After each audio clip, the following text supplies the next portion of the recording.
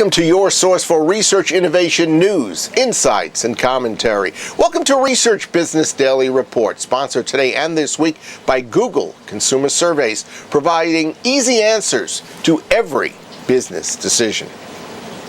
Before we get to the news, I have a tip for you on how to make the best use of RBDR. See the links to my left? They're placed for you there every day during the first 10 seconds of our video, and they indicate the stories we're covering today.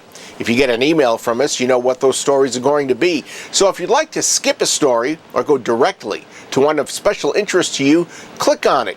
Go ahead, try it right now, if you like. Of course, you can go back and see the rest of RBDR every day afterwards.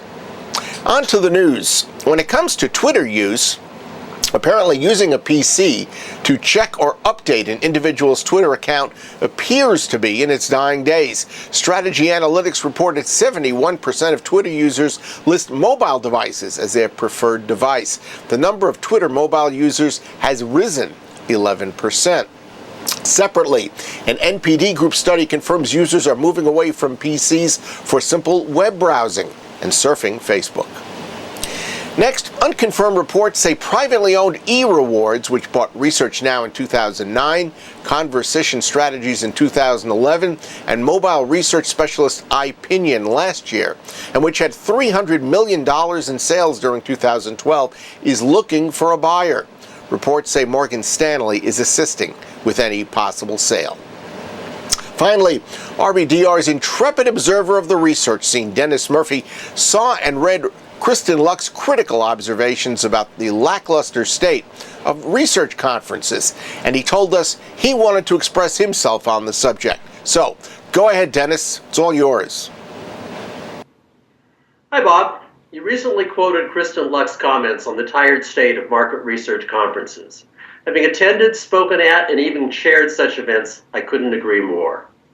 Let me go one step further, however. The tired content of our industry's conferences is a sad but unfortunately accurate reflection of a discipline in disarray. If you're going to cede the podium to anyone claiming a new and improved mousetrap, it's best to be in the mousetrapping business. We don't happen to be. Further, while we frequently compose surveys, we're not in the survey composition business. While we routinely mine data, we're not in the data mining business. While we often create market models, we're not in the market modeling business.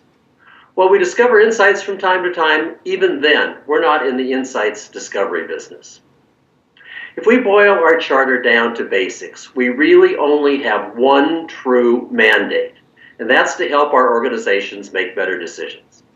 While all of the aforementioned tasks may be strategies we dutifully pursue, they all stand in service to a singular objective: to enhance organizational decision making. So here's a hurdle that I suspect Kristin and frankly anyone else seriously attempting to strengthen our profession would concur with. Don't confuse the tools and the target. Be open to new approaches and receptive to creative thinking, but simultaneously critique the new candidates not simply for their technology, but for their potency and decision-making acuity. The retreads of the self-promoters are likely to fall by the wayside. When someone proposes a better mousetrap, make sure you're not smelling a rat. I'm Dennis Q. Murphy, and I've beaten my 2-minute time clock for a change. That's your Research Business Daily Report, sponsored by Google Consumer Surveys, providing easy answers for every business decision. There's a link underneath today's RBDR, and if you click on it, you will see an animated video with everything you might want to know about GCS. So take a look. Have a great research day, and we'll welcome you back here tomorrow.